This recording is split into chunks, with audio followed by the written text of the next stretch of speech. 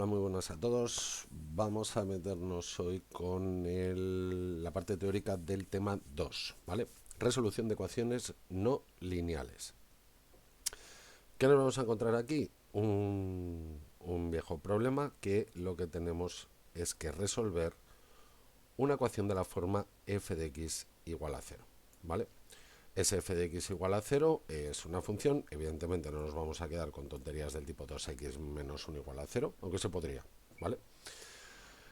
Importante, si me pidieran que resolviera dos funciones iguales, pues lo que hacemos es despejarlas, para un lado o para el otro, donde queráis, eso es indiferente, ¿vale? Entonces, ¿qué es lo que vamos a necesitar? Vamos a necesitar una función y un intervalo. En ese intervalo vamos a necesitar una única solución, ¿vale? Luego habrá algún problema más específico en el que haya algún tipo de solución extra y demás, pero de momento nos vamos a quedar con una única solución. ¿Qué tenemos que recordar? Hombre, tenemos dos cosas importantes para recordar de cálculo, ¿vale? El teorema de Bolzano: si la función es continua y cambia de signo en los extremos, hay al menos una solución, ¿vale? Recordar que gráficamente es, hombre, si es continua y tengo que ir desde un punto que es negativo hasta un punto que es positivo, por lo menos pasamos una vez por el suelo, que es ese c que tenéis ahí. No quiere decir que no puedan paranoiarme y que sean más de una, ¿vale? Pues eso es lo que nos dice el teorema de Bolzano.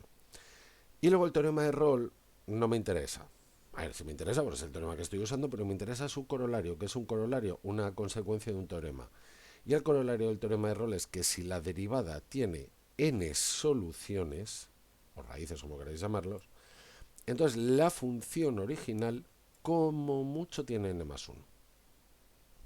Vale, recordatorio de cálculo, arrancamos con los métodos. Vale, ¿cuál es el primer método que vamos a ver? Bueno, algunos veréis primero los de intervalo y luego punto fijo, otros veréis punto fijo y luego intervalo, ¿vale? Yo el orden voy a empezar por punto fijo y de ahí paso a métodos de intervalo. Vale, el método de intervalo son los de bisección, regula falsi, secante y Newton.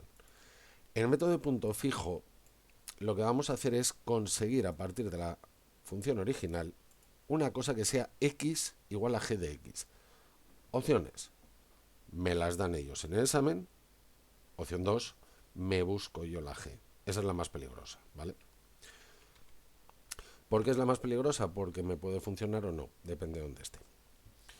Vale, ¿cuál es la idea del método de punto fijo? La idea del método de punto fijo es, nosotros salimos de un punto, aquí tenéis la función g, es esta que baja aquí, tenemos la recta igual a x, entonces yo salgo de punto fijo y me voy a la función,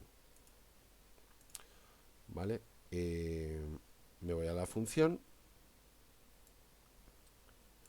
de la función ahora nos vamos a la recta, de la recta bajo a la función. ¿Cuál es el problema de este? Que de aquí ya no me puedo ir a la recta, o sea, la recta se nos va de madre, ¿vale? Es decir, el método no converge, el método no es bueno. Tenemos otra opción en este de la derecha, que es, salimos del x0, me voy a la función, de la función me voy a la recta, y donde corto la recta, ese es el x1. De ahí me voy a la función, de la función me voy a la recta, ese es el x2, y así sucesivamente. Y en este caso veis que nos estamos acercando al punto solución. ¿Quién es el punto solución? El punto solución es ese corte de ahí, ¿vale? Esa sería la solución C. Esa es la idea de punto fijo. Entonces vemos que puede ser convergente o puede no ser convergente, ¿vale? Ya os digo, aquí tenéis un ejemplo tonto de cuáles serían las opciones para despejar la X. Cada opción es un mundo, ¿vale? Entonces vamos a ver, ¿qué es lo que nos vamos a encontrar para el teorema de punto fijo? Varios puntos, ¿vale? Cuatro básicamente, que son los importantes. Uno, continuidad. Dos, derivabilidad, que hasta aquí deberíamos saber todos lo que es cada uno de ellos. Tercero, aquí empezamos con uno nuevo: condición de mapeo. ¿Qué es el mapeo? Vale, el mapeo, aquí tenéis gráficamente la idea, ¿vale? El mapeo es que si yo tengo un intervalo, por ejemplo, aquí hay dos, el azul que es 0pi por 0pi y el rojo que es 0,1 por 0,1, ¿vale? Y esta es la función g, ¿vale? La negra. Pues la idea está en que si la función no se os escapa del intervalo, fijaros que el intervalo 0pi, esta función está dentro. Sin embargo, está fuera del intervalo 0,1, ¿vale? En el intervalo 0,1 me quedaría con esta parte hasta aquí de la función, ¿vale? Pues la función resulta que se nos sale de la cajita. Pues la misma función puede mapear en un intervalo o no. O sea, mapear en un intervalo y no mapear en otro, ¿vale? Entonces, esto es la idea gráfica de mapeo. ¿Cómo lo vamos a hacer? Generalmente, si yo controlo lo que pasa en los extremos del intervalo y en los máximos o mínimos que tenga la función, si esta función tiene máximo o mínimo y no se sale, vamos bien, porque ninguno de los de dentro se sale. Acordaros del teorema de Darboux que vimos en cálculo. Pero si el máximo o el mínimo son los que se salen, habrá puntos que se salgan y entonces no mapearemos, ¿vale? Pues esa es la idea del mapeo. ¿Cómo lo vamos a hacer? Generalmente vamos a encontrar eso, máximos y mínimos y extremos. Si todos los números están en el intervalo, perfecto, mapeamos. Si algún número se sale del intervalo, malo, no mapeamos y tendríamos que irnos a buscar otra función g. Vale, tenéis aquí una historia teórica que normalmente no vamos a usar, pero bueno, hay que definir, que es el concepto de función lipschitziana y función contractiva. Vale. ¿Qué es una función lipschitziana? La función lipschitziana es la que cumple una L con esto de aquí. G de x menos g de y en valor absoluto es menor o igual que L por x menos y. Y esto se tiene que cumplir para todo x y perteneciente al intervalo AB. A esa L se llama constante de Lipschitz y demás. ¿Qué es lo que nos añade o qué diferencia tenemos con contractiva? Contractiva lo principal es que es una lipschitziana, pero la L entre 0 y 1. Esto es lo importante. Lo cual es un... Salvo Mariano Mateos, que es el que más le suele gustar a lo mejor que demostréis algo por la definición de lipschitziana, alguna vez lo ha puesto, normalmente a mí lo que me interesa es la última parte, que es la condición alternativa de contractividad. ¿Vale?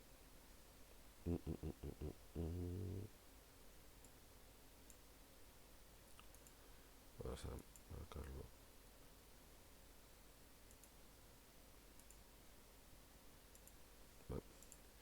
Vale, todo se pone tonto esto.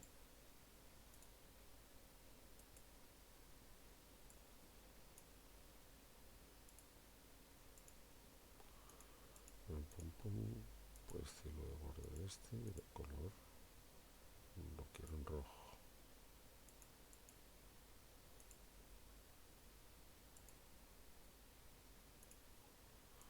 Vale, pues no quiere, no quiere, no importa, lo cambiamos. Vamos a dar un resaltado de área. Condición alternativa, que es la que usaremos en clase. Entonces de aquí la parte que nos interesa es que la derivada en valor absoluto sea menor o igual que L. L evidentemente tiene que cumplir lo mismo de antes. Estar entre 0 puede tomar 0 y 1 no puede tomar 1. ¿Vale? Pues bien, según esto vamos a tener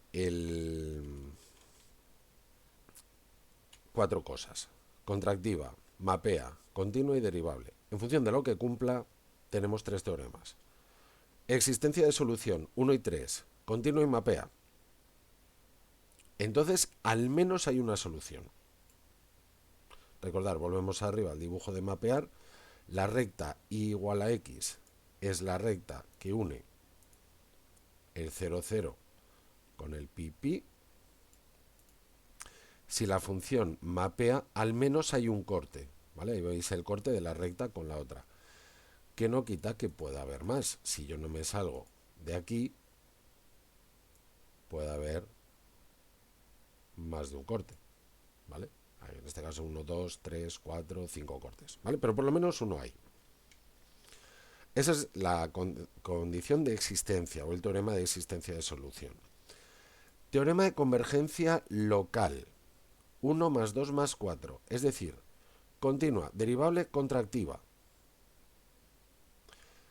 Vale, la idea de convergencia local es que si es contractiva, continua y derivable, si salís cerquita de la solución, la sucesión converge. ¿Vale? La sucesión que construimos retroalimentando la idea de punto fijo. ¿Vale? Esto es lo que habíamos despejado, entonces meto x0, saco x1, meto x1, saco x2 y así. Esa sucesión de numerinos que vamos generando van a tender a darnos la solución C.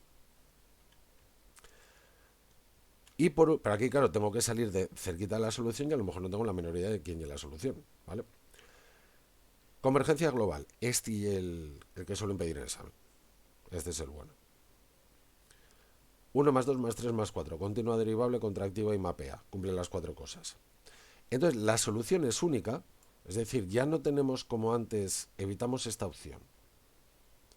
Esta que había puesto aquí de que podía haber muchas. Esa la quitamos. Ya solo puede haber una, ¿vale? Esta función sería una función que es continua, derivable, mapea y contractiva. ¿Por qué? Porque solo tenemos una única solución. ¿Vale? Es que si pongo aquí, la solución es única, no hay más cortes. ¿Vale? Pues esta quiere decir que esta G mapea, no se sale de la historia, es continua y derivable, y además es contractiva. Y además, la cosa está en que cualquier punto que vosotros cojáis del intervalo os tienda a la solución, ¿vale? Si nosotros volvemos a dibujar la recta, ¿vale? Y elegimos un punto cualquiera de aquí dentro y hacemos flecha función. De x0 nos vamos a la función. Del valor de la función nos vamos a la recta. De la recta nos vamos a la función otra vez.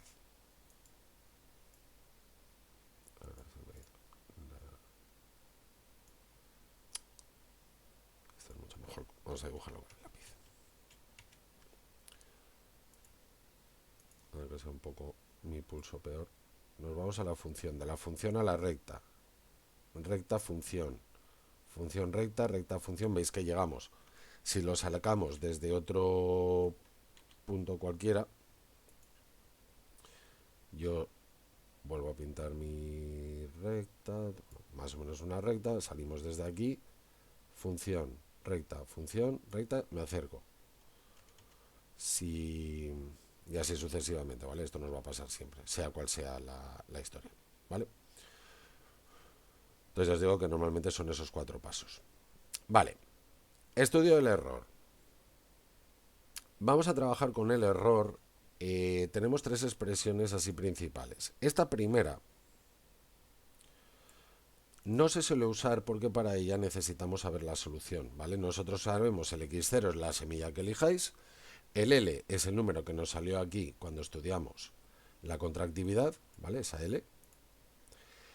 Y C es la solución. Entonces, si no me sé la solución, pues hay una trampa que podemos hacer, que es poner que ese x0 menos C, ¿quién es?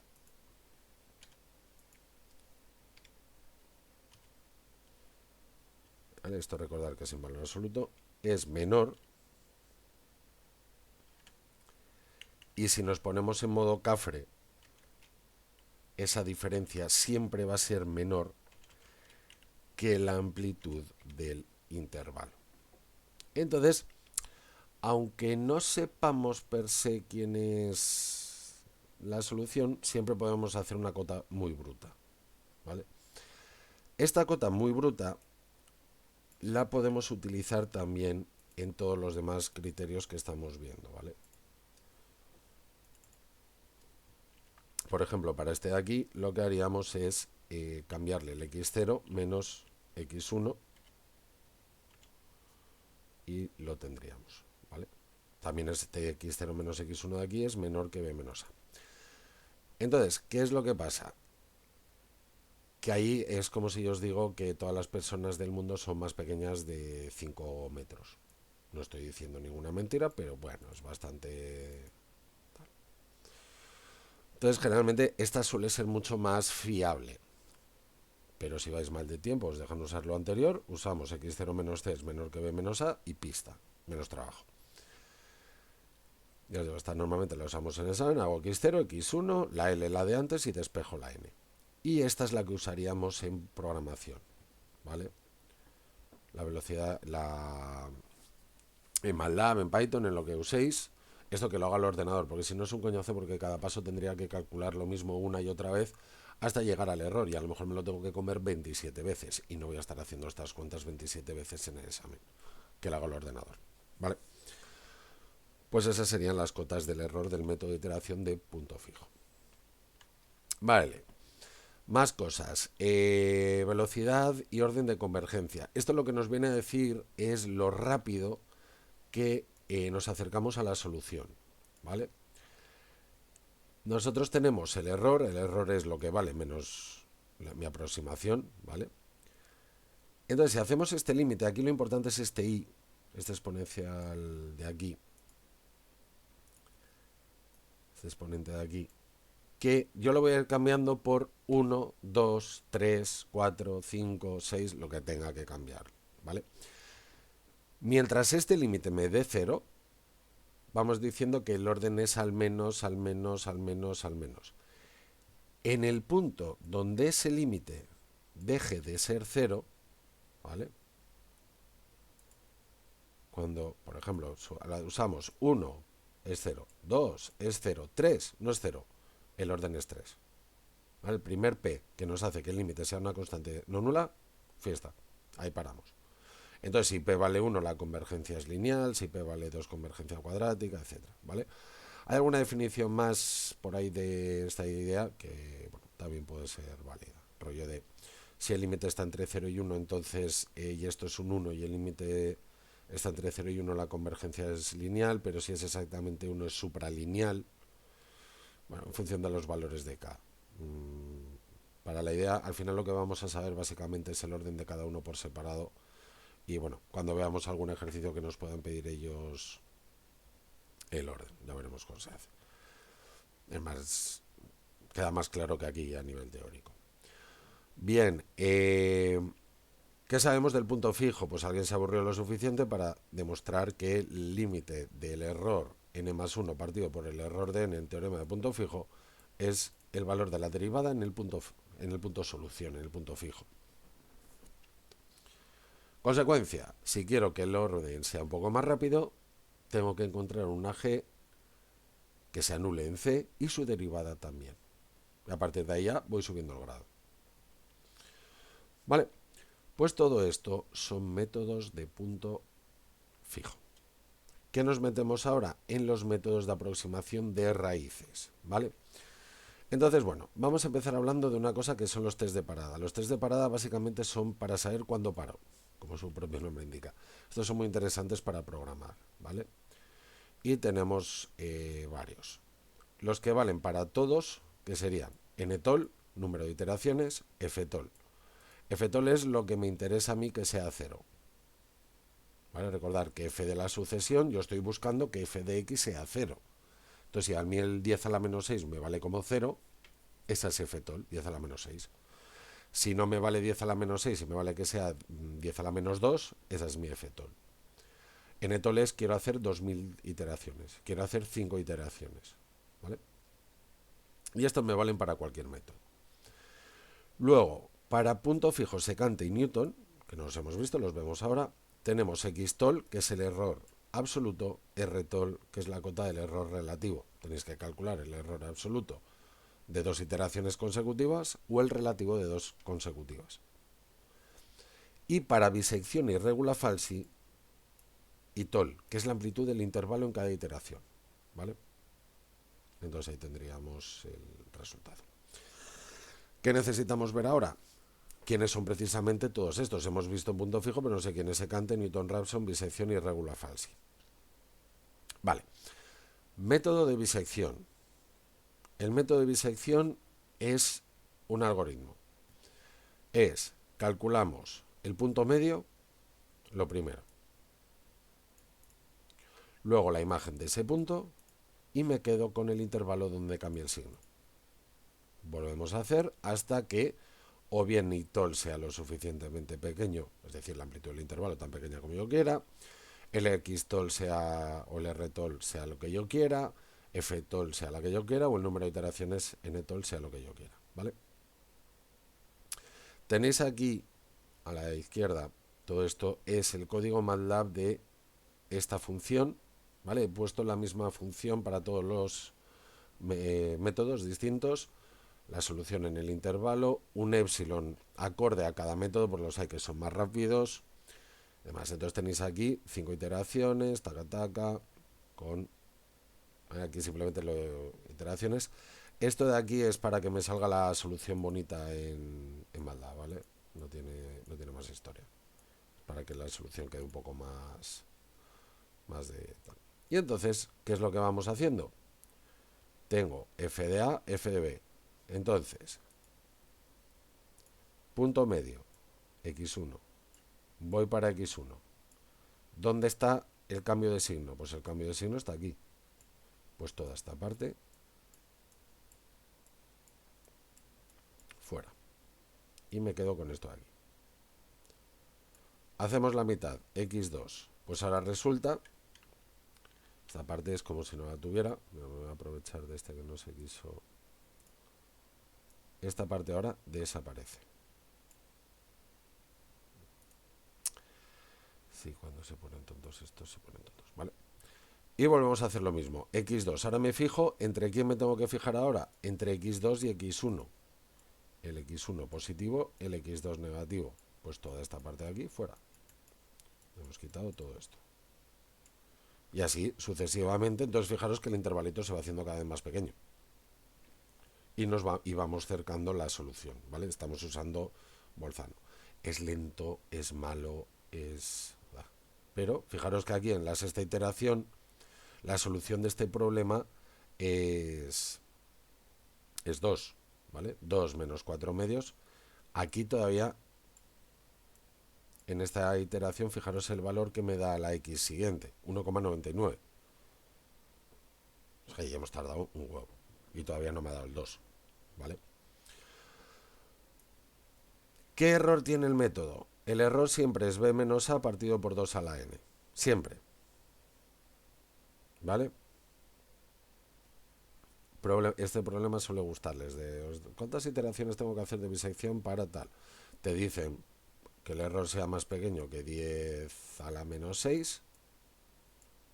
Pues aquí tenemos b menos a, el intervalo lo vamos a conocer, 1, 0, 2 menos 2, el que nos den, pues restamos y multiplicamos en cruz y despejamos la n, ¿vale? Si tenéis calculadora, usar logaritmo en base 2, es el más rápido de hacer. Si no tenéis calculadora, a veces me dan ellos la ayuda para resolverlo, ¿vale? Vale, método de regula falsi, falsa regla. Es igual que esto. Lo único distinto es cómo calculamos ese xn más 1, ¿vale? Es como bisección, tengo que encontrar la imagen, quedarme en el intervalo de cambio, pero cambia esto. ¿Por qué? Porque ahora lo que vamos a hacer es, fijaros que aquí el x1 es la recta que une f de a con f de b. Y el corte con el suelo es el x1. Tenéis aquí la idea de por qué es esta expresión, ¿vale? Es esta expresión porque hay una recta, le obligo a que la y sea 0, despejo y tenemos la expresión de la recta, ¿vale? Entonces, en este caso, fijaros que para llegar al 1,9936 tardo 4. Estoy mucho más cerca que con... ¿vale? Y aquí la mierda es esto, es lo mismo. Ahora subo el x1 y vuelvo a unir donde cambia de signo. Subo el x2 y vuelvo a unir donde cambia de signo. Y así sucesivamente. ¿Vale? Este no lo vais a ver todos, habrá algunos que no os expliquen regula falsi, pues esta parte uno menos, mejor, ¿vale? Aquí lo mismo tenéis cómo es el método escrito en código de MATLAB, ¿vale? ¿Cuándo converge regula falsi? Pues regula falsi es de clase C1, cambia de signo a los extremos y es cóncavo convexa, entonces tenemos la solución única y convergemos, ¿vale? La velocidad es lineal y punto. ¿Vale? Aquí teníamos con el error, es verdad que no lo dije, que lo único que necesito para bisección es que sea continuo y que cambie de signo en los extremos, ¿vale? Es muy sencillo. Vale. Siguiente, método de la secante. El método de la secante es como evolucionar regula falsi. Lo que pasa es que me evito la parte de mirar que cambie de signo en los extremos del intervalo. ¿Vale? Fijaros que la expresión es x0 es A, x1 es B y esta expresión es idéntica a la que teníamos en regula falsi. ¿Vale? Esta parte de aquí. Es idéntica a regula falsi. Solo que cambiamos B por xn y la A por xn menos 1. Pero lo demás es idéntico. ¿Qué diferencia tenemos? Que aquí la idea es la siguiente. Empezamos igual que en regula falsi, ¿vale? Y tenemos lo siguiente. Unimos y llegamos aquí. Subimos para arriba, entonces tenemos x0 y x1 me dan x2. Ahora, x1 y x2, aquí no tengo que preocuparme del cambio de signo, simplemente x1 y x2 me dan x3. ¿Vale? Y dices, coño, pero si esto es lo mismo que hiciste antes. Sí, pero ahora viene la diferencia.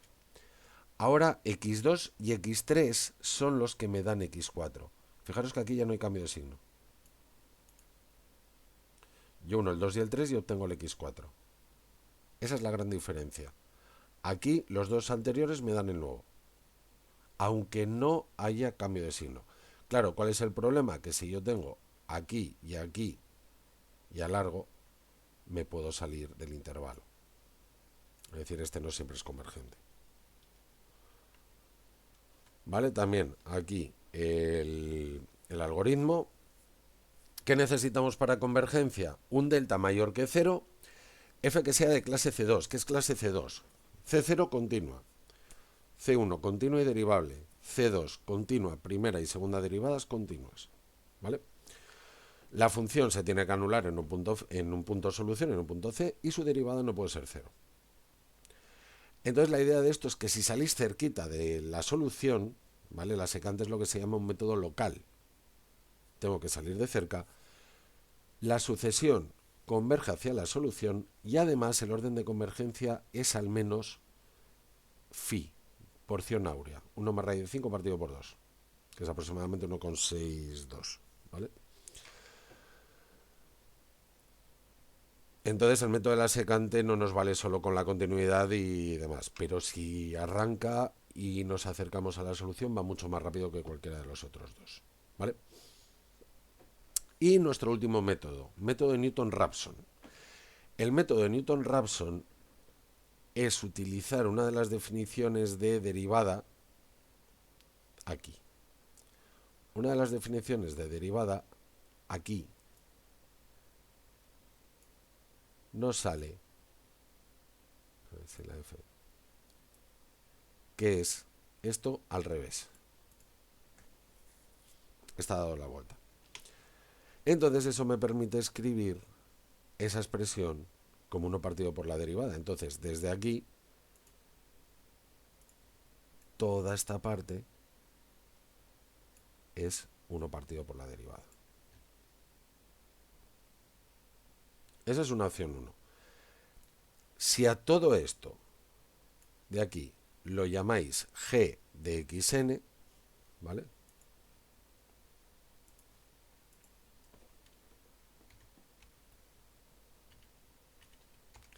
Lo que tenemos en realidad es un método de punto fijo.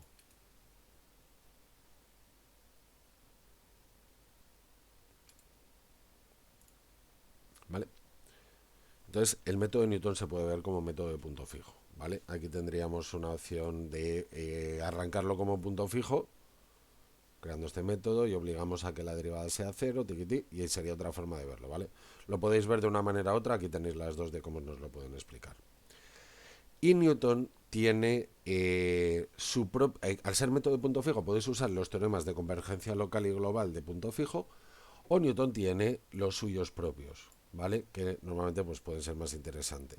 Entonces si la función es de clase C2 y tiene una raíz simple, la derivada no se anula, entonces si salís cerquita, Newton va rápido de narices porque la convergencia es al menos cuadrática. Es decir, en cada paso me va, si salimos cerca de la solución, en cada paso me clava 2 decimales. Convergencia global del método de Newton, ¿vale? Tenemos clase C2, cambia de signo en los extremos, la derivada no se anula en todo el intervalo. El producto de dos números cualquiera en su derivada segunda es positivo, es decir, la función no puede tener un cambio de concavidad y convexidad. No puede hacer esto en el intervalo. Fuera del intervalo sí, si yo me quedo con este intervalito nada más, me valdría. Bueno, este no vale porque la derivada es cero, ¿vale? Pero bueno, lo que no puede hacer es esto. Tiene que ser o siempre convexo o siempre cóncavo, ¿vale? Recordar que esto es cóncavo y esto es convexo. En definición matemática va al revés del lenguaje. Y luego cumple esta condición numérica, esto es meter números, que el máximo de estos dos valores sea menor que la amplitud del intervalo.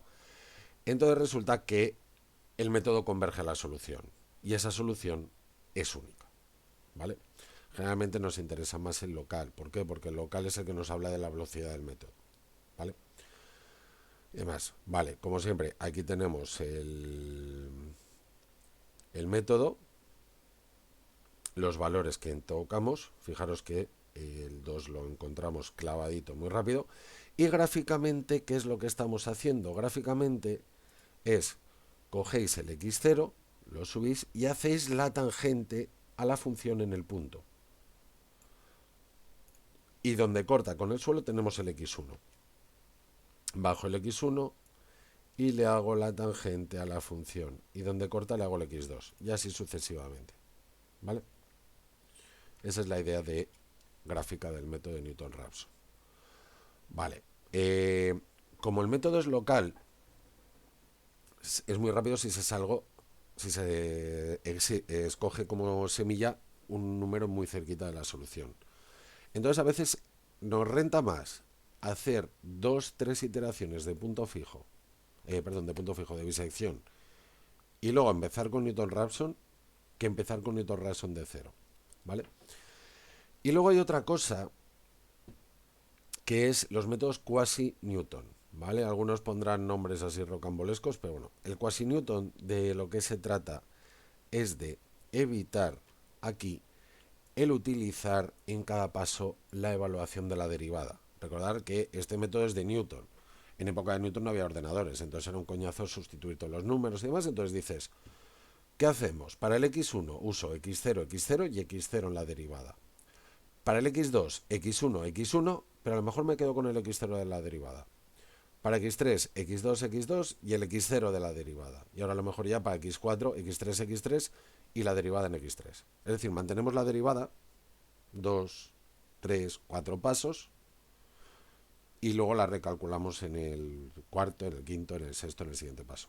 La aguantamos otra vez, a lo mejor es, pues en x0 la uso, x2, x3, x1, x2 no, en x3 sí, x4, x5 no, x6 sí, x7, x8. Vale, pues nada, esto es el tema 2, enterito, ¿vale? Mínimo el tema 1, el tema 2 os entran en el parcial, ¿vale? De marzo. Hay años que no les da tiempo a dar el tema 3, hay años que sí les da, pero bueno, los dos caen seguro seguro, nunca puedes decir seguro, pero vamos, no creo que vayan a dar el tema 1 nada más desde febrero a marzo, ¿vale? En un mes. Entonces nada, como siempre, esto es la parte teórica, haremos los ejercicios de examen en el que veremos la aplicación que tiene todo esto, ¿vale? Pues nada, no lo dejamos aquí, nos vemos en el próximo vídeo. Hasta luego a todos.